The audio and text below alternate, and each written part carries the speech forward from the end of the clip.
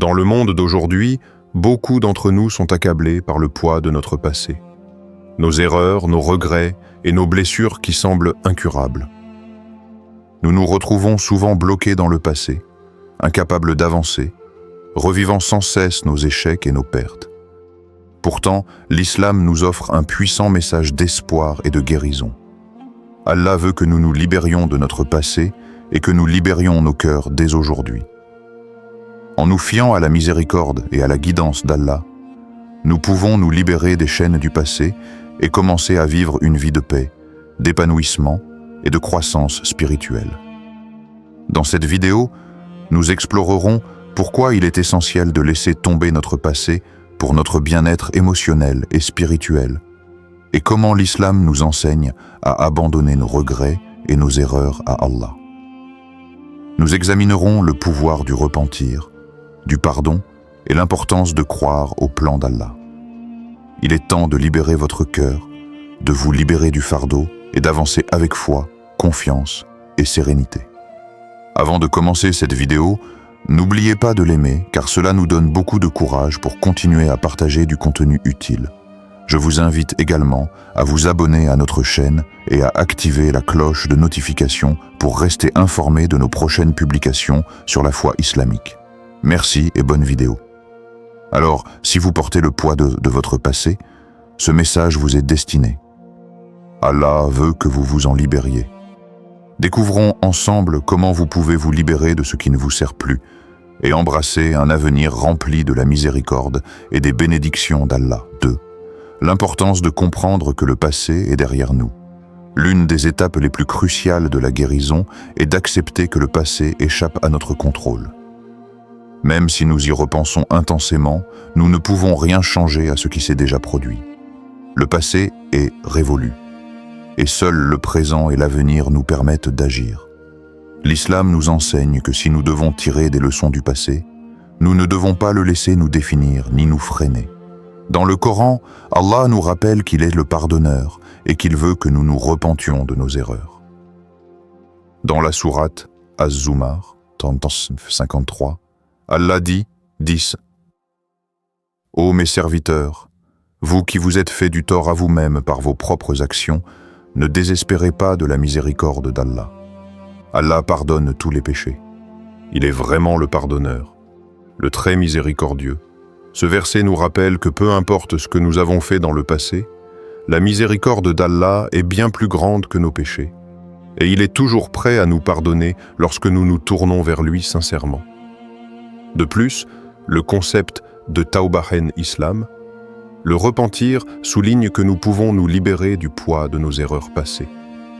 Le repentir ne consiste pas seulement à s'excuser, mais à se tourner entièrement vers Allah, à implorer son pardon et à prendre la ferme résolution d'éviter de répéter les mêmes erreurs. Ce faisant, nous nous libérons des chaînes de notre passé et saisissons les opportunités qu'Allah nous réserve, aujourd'hui et demain. N'oubliez pas que le passé est vu, révolu, et que nous pouvons toujours recommencer à zéro avec la miséricorde d'Allah. 3. Le fardeau de la culpabilité. La culpabilité est l'un des fardeaux les plus lourds que nous portons, et nous enferme souvent dans le passé. Nous avons honte de nos erreurs et de nos échecs, persuadés qu'ils définissent qui nous sommes. Cependant, ce poids de culpabilité nous empêche d'avancer et de connaître la paix qu'Allah désire pour nous. Il obscurcit notre capacité à nous connecter à lui, entravant la guérison et l'épanouissement spirituel dont nous avons besoin pour nous sentir véritablement libres. L'islam nous enseigne que la culpabilité, laissée sans contrôle, peut nuire à notre relation avec Allah. Nous pouvons être tellement rongés par la honte que nous pensons ne pas mériter le pardon ou la miséricorde d'Allah. Pourtant, Allah nous rappelle dans le Coran qu'il est le plus miséricordieux et le plus miséricordieux. La sourate An-Nisa 410 déclare « Quiconque commet une injustice ou se fait du tort à lui-même, puis implore le pardon d'Allah, trouvera Allah pardonneur et miséricordieux. » Ce verset nous assure qu'Allah est toujours prêt à pardonner, quoi que nous ayons fait. L'essentiel est de rechercher son pardon avec un cœur sincère. Le sentiment de culpabilité peut également provenir d'erreurs passées non résolues, qu'elles soient liées à nos actes, à nos paroles ou à nos décisions. Mais s'accrocher à ces sentiments ne fait que nous nuire. L'islam enseigne qu'en se repentant et en se tournant vers Allah, nous pouvons nous libérer du fardeau de la culpabilité. Lorsque nous demandons sincèrement pardon à Allah, il nous lave de nos péchés et nous libère du poids de notre passé. Abandonner la culpabilité nous permet de guérir et d'aller de l'avant, sachant que la miséricorde d'Allah est bien plus grande que toutes nos erreurs. Nous ne sommes pas définis par nos erreurs passées. Nous sommes définis par nos efforts pour nous améliorer et nous rapprocher d'Allah. 4. Allah est tout miséricordieux. En islam, l'une des vérités les plus profondes et réconfortantes est qu'Allah est plein de miséricorde et de compassion. Quels que soient nos errements et le poids de notre passé, la miséricorde d'Allah est toujours plus grande. Sa porte du pardon est ouverte à tous ceux qui la recherchent, et il est toujours prêt à pardonner à ceux qui se tournent vers lui avec sincérité. Le Coran souligne l'infinie miséricorde d'Allah dans de nombreux versets.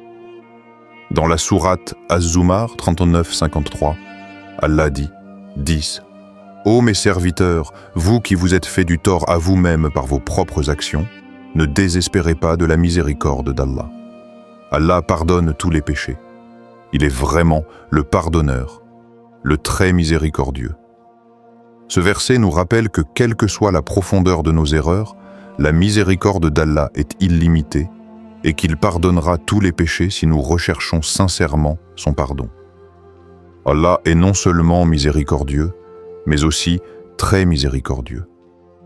Dans la sourate Al-Fatiha, 1-3, nous récitons « Le tout miséricordieux, le très miséricordieux ». Ces paroles nous rappellent que la miséricorde d'Allah ne se limite pas au pardon, mais qu'elle est aussi amour, bonté et compréhension. Il est compatissant envers sa création, toujours prêt à nous accueillir avec tendresse lorsque nous nous tournons vers lui avec repentance. Comprendre et accepter la miséricorde d'Allah est essentiel pour oublier notre passé. En reconnaissant qu'Allah ne nous reproche pas nos erreurs, tant que nous nous repentons sincèrement, nous pouvons nous libérer de la culpabilité et de la honte qui entravent notre croissance. Cela nous permet d'ouvrir notre cœur, de faire confiance au pardon d'Allah et de prendre un nouveau départ. La miséricorde d'Allah est la clé de la libération, une libération du passé, de la culpabilité et des cicatrices émotionnelles que nous portons souvent. C'est grâce à sa miséricorde que nous pouvons véritablement guérir et avancer, le cœur en paix. 5. Guérir le cœur par le pardon. Le pardon est un puissant outil de guérison du cœur. Et en islam, c'est une pratique d'une grande importance. En pardonnant aux autres et à nous-mêmes, nous libérons notre cœur du poids du ressentiment, de la colère et de la douleur. S'accrocher à la rancune ou aux erreurs non pardonnées ne fait que nous alourdir, nous laissant dans un état de stagnation émotionnelle et spirituelle.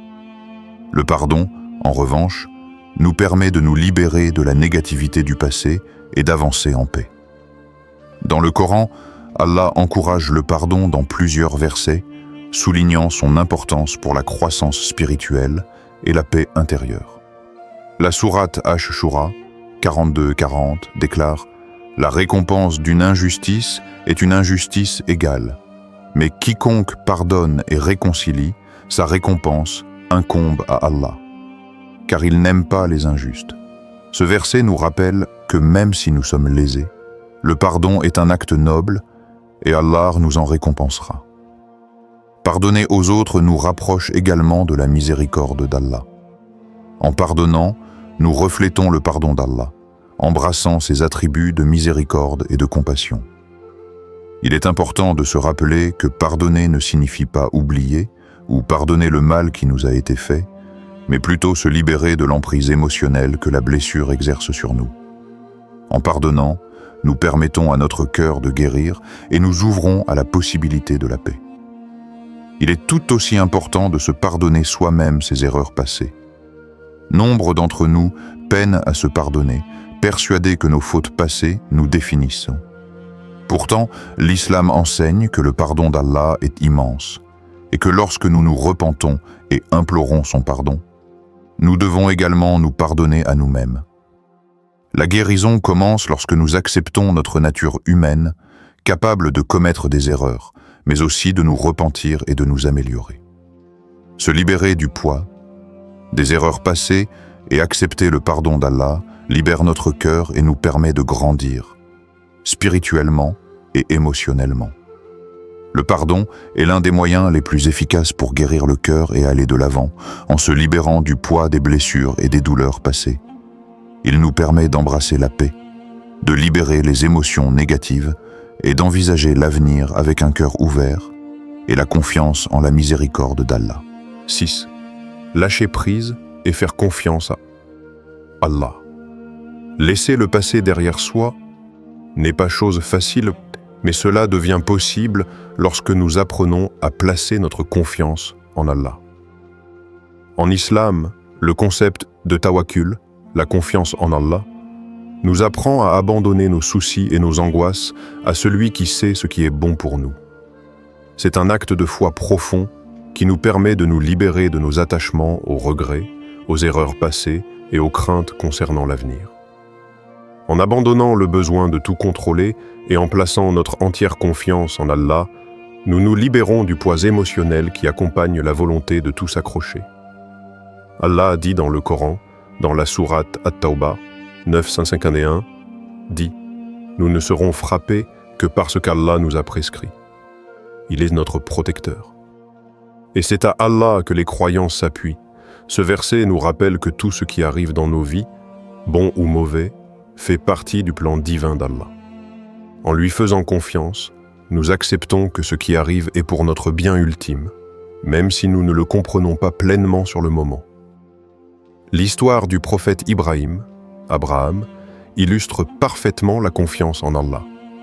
Lorsqu'il reçut l'ordre de sacrifier son fils Ismaël, sa confiance en Allah fut inébranlable. Il s'abandonna totalement, sachant que le plan d'Allah était toujours empreint de sagesse et de miséricorde. Cet acte de soumission et de confiance en la volonté d'Allah est un modèle pour tous les croyants, nous enseignant que même face aux difficultés, nous devons placer notre confiance en l'infinie sagesse d'Allah. Lâcher prise sur le passé signifie accepter tawakkul. Avoir confiance qu'Allah a un plan pour nous, même s'il est différent de ce que nous avions imaginé. Cette confiance nous permet de trouver la paix, sachant qu'Allah nous guide toujours, même dans les moments d'incertitude. En lui abandonnant nos peurs et nos regrets, nous pouvons avancer dans la vie avec sérénité, libérés du fardeau de vouloir contrôler chaque aspect de notre existence. En fin de compte, faire confiance à Allah ne signifie pas renoncer à nos responsabilités, mais comprendre que nous ne sommes jamais seuls dans nos luttes. Allah est toujours avec nous, nous guidant et nous protégeant. Et grâce à notre confiance en lui, nous pouvons véritablement oublier le passé et envisager l'avenir avec sérénité. 7. Vivre dans le présent. L'un des enseignements les plus importants de l'islam est l'idée de vivre pleinement le présent. Le passé, avec ses erreurs et ses regrets, et l'avenir, avec ses incertitudes et ses inquiétudes, peuvent facilement nous détourner de l'essentiel, l'instant présent. L'islam nous enseigne à nous concentrer sur l'ici et maintenant, à apprécier les bienfaits qu'Allah nous a accordés aujourd'hui et à profiter pleinement de chaque instant. Dans la sourate Al-Hashr, 59-18, Allah nous rappelle « Ô vous qui croyez, craignez Allah, et que chaque âme considère ce qu'elle a préparé pour demain, et craignez Allah. Allah est certes parfaitement connaisseur de ce que vous faites. » Ce verset nous encourage à nous concentrer sur nos actions et nos intentions dans le présent, sachant que l'avenir est entre les mains d'Allah.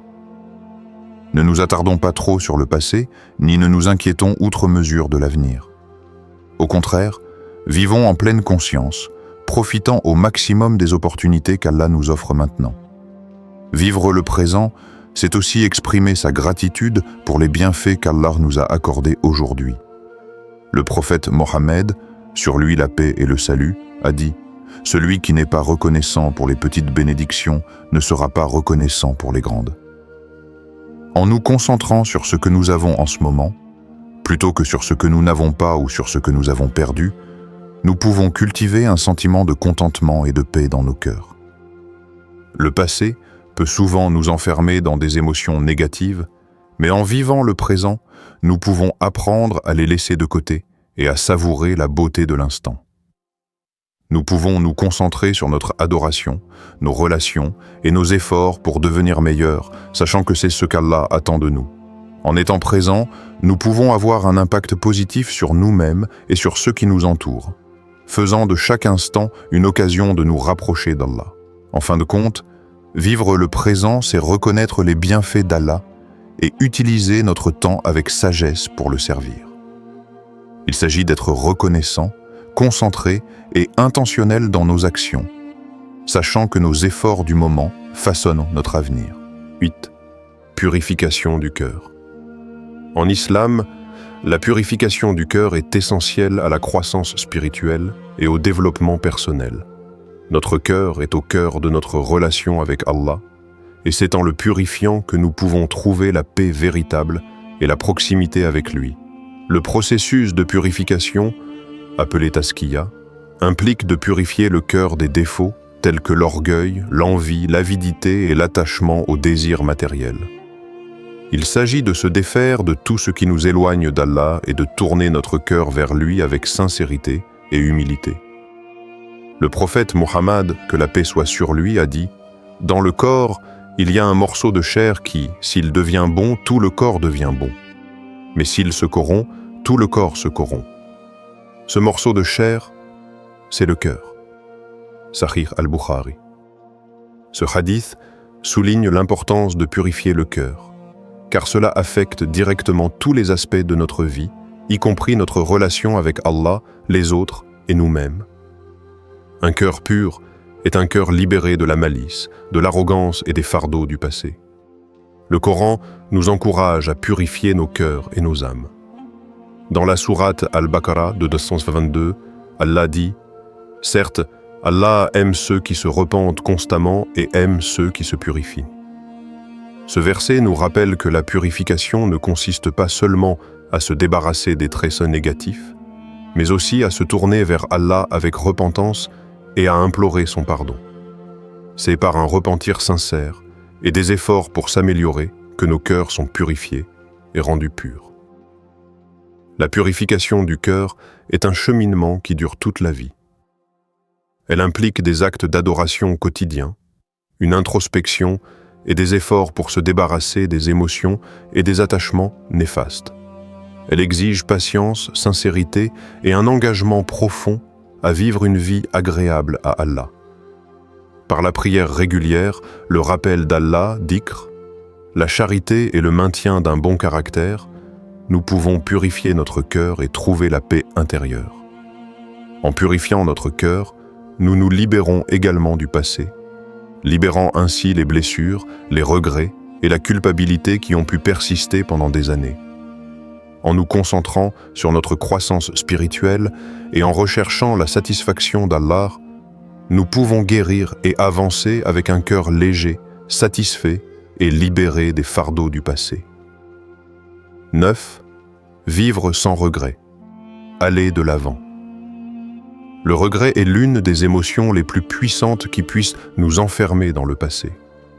Nombre d'entre nous se retrouvent à ressasser les « et si » et les « si seulement » de notre vie, ressassant sans cesse nos erreurs passées ou les occasions manquées.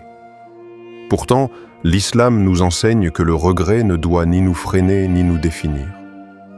Il nous encourage plutôt à nous concentrer sur le présent et l'avenir, confiant qu'Allah a un plan pour nous et que nous pouvons toujours nous améliorer, quel que soit notre passé. Le prophète Mohammed, que la paix soit sur lui, a dit « Ne vous affligez pas, car Allah est avec nous » At-Tawbah 9:40. Ce rappel nous aide à comprendre que le regret peut engendrer un bouleversement émotionnel inutile qui nous empêche de savourer le moment présent. En nous concentrant sur le passé, nous nous privons de la paix que procure le fait de vivre dans le présent et d'anticiper l'avenir. Dans la sourate Al-Furqan 25 au 70, Allah promet le pardon à ceux qui se tournent vers lui avec repentance, sauf ceux qui se repentent, croient et accomplissent de bonnes œuvres. Allah remplacera leurs mauvaises actions par de bonnes. Et Allah est pardonneur et miséricordieux. Ce verset nous assure que, quelle que soit la gravité de nos erreurs passées, la miséricorde et le pardon d'Allah peuvent les remplacer par de bonnes actions. La clé est de se repentir, d'apprendre du passé et d'aller de l'avant avec un engagement renouvelé envers la droiture. Vivre sans regret ne signifie pas ignorer nos erreurs ou nos échecs passés. Cela signifie les reconnaître, en tirer des leçons et nous libérer du fardeau émotionnel qu'ils portent. Le regret ne fait qu'entraver notre croissance et nous empêcher d'apprécier les opportunités qu'Allah nous a offertes aujourd'hui. Le passé est un chapitre clos et nous devons nous concentrer sur le moment présent pour façonner notre avenir. En abandonnant les regrets, nous embrassons un avenir rempli de nouvelles possibilités, confiant qu'Allah a déjà tracé notre meilleur chemin. Chaque jour est une occasion de prendre un nouveau départ et de nous rapprocher d'Allah. Au lieu de regarder en arrière avec tristesse, avançons avec espoir en nous efforçant de profiter au maximum de chaque instant et de vivre une vie qui lui plaît. 10. Conclusion et appel à l'action. En conclusion, laisser le passé derrière soi n'est pas seulement un acte de libération émotionnelle. C'est un cheminement spirituel qui nous permet de libérer notre cœur et notre esprit et d'avancer avec paix, foi et confiance en Allah. Allah veut que nous nous libérions des chaînes du regret, de la culpabilité et des erreurs passées, et que nous abordions l'avenir avec espoir et confiance. Par le repentir, le pardon et la purification de notre cœur, nous pouvons guérir des blessures du passé et prendre un nouveau départ, avec un cœur ouvert à la miséricorde et à la guidance d'Allah.